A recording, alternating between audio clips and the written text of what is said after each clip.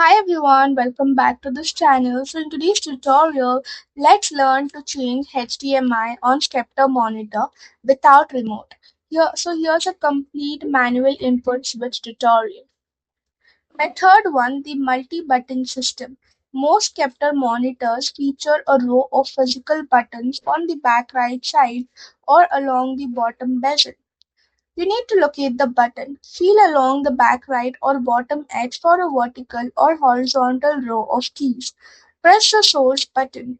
Look for the button labeled as yes or source or even input.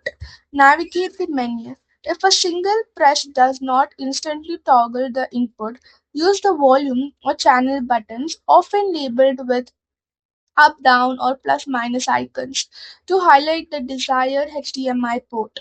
Confirm the selection. Press the S or the source button or the menu button one more time to lock in your choice. Method 2, the joystick controller. Newer Sceptre models use a single omnidirectional joystick button on the back of the panel instead of separate keys. You need to open the menu, press the center of the joystick straight inwards to wake up the on-screen display, which is your OSD menu. Toggle inputs. Push the joysticks left or right or up or down depending on your model to quickly cycle through the active input sources like HDMI 1, HDMI 2, or DisplayPort.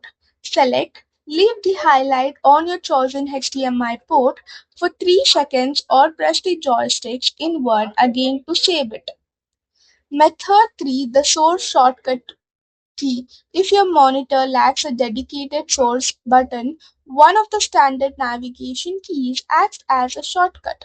Tap the down arrow or up arrow button while no other menu is on your screen. On many Sceptre models, this immediately launches the quick input selection menu. Use those same arrow keys to highlight your target HDMI port and wait for the screen to switch. So that's all for the video. Thank you for watching. Don't forget to like, share, comment, and also do hit the subscribe button.